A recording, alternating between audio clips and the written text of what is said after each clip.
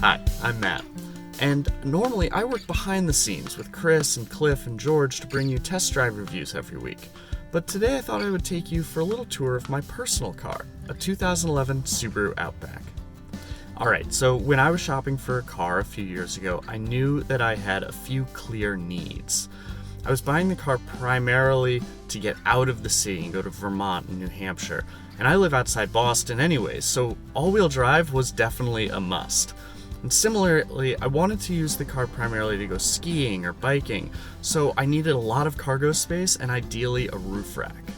And now finally, try as I might, I have always been and probably will always be a very risk-averse shopper, particularly when buying something as expensive as a car, so reliability was another must-have. All of this had to come in under a pretty strict budget, so that meant compromising on a lot of my wants, like advanced tech features or a big powerful engine. And so looking at the market and what my options were, I felt that the Subaru Outback was the best fit both for my real needs and my wallet.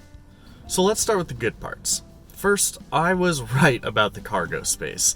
The Outback got a lot bigger when it was redesigned for 2010, and my 2011 model is just about the same length as a comparable 3-row Toyota Highlander. But I didn't need 3 rows of seats. Instead, I got 2 rows and an absolutely cavernous interior. With all the seats in place, the trunk has been able to swallow everything I needed it to swallow. And my passengers in the back seat still have excellent legroom and can even recline, although only a little.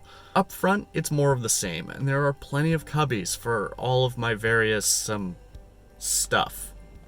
And the all-wheel drive has been as advertised. I have snow tires for this car, which frankly make it pretty unstoppable in the winter, but even without those snow tires installed, I had no problem going up and down a very muddy and very rutted dirt road in central Vermont earlier this year. The downside, as some of you may have predicted, is my Outback's 2.5-liter engine. If you had told me when I was 16 that I'd end up driving a 170 horsepower station wagon with a continuously variable transmission, I'd have said, you've got the wrong guy. Simply put, this engine just isn't powerful enough, especially compared to the 3.6-liter flat 6 that was an option on this car, or the new turbocharged 2.4-liter engine that they're putting in newer Subaru Outback XTs. Unfortunately, bigger horsepower means a bigger price tag, so this one will have to do without. I do wish this car got better fuel economy. I typically see about 22 miles per gallon in the city and 30 on the highway, which isn't that bad, but a new Outback will do substantially better, and it's hard to not be a little annoyed by that.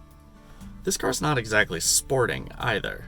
Subaru fans will tell you about how the horizontal design of the Boxer engine allows it to be mounted lower in the engine bay, and that lowers the car's center of gravity, thereby improving handling, theoretically.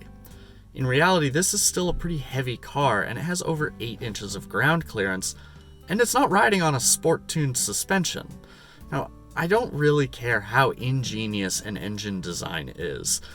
In reality, if you have a car this heavy, riding this high off the ground with this kind of suspension, it's not going to be a sports car. It's going to waddle through corners. That being said, I did not buy a Subaru Outback because I thought it would be a sports car. I was trying to buy something practical. And in that vein, one of the practical features that I really like are the Outback's crossbars. This integrated roof rack design can be found on virtually every Outback since the 2010 redesign. Simply lift these levers and the crossbars swing out to span the width of the roof. When you don't have anything mounted, you can swing them back into place to increase the car's aerodynamics and decrease road noise. This type of feature is so simple and so clever and so elegant, it's the type of thing I wish I saw on more cars today. And then there's the question of reliability. Now, do enough research on Subarus and you will certainly hear about the dreaded Subaru head gasket problem. Which you should, it's a big deal. Earlier Subarus suffered from this catastrophic issue, but thankfully the company did resolve it for the 4th generation Outback, and that's the one I bought. So this car has about 87,000 miles on it, and since buying it, I'm responsible for about 25,000 of them.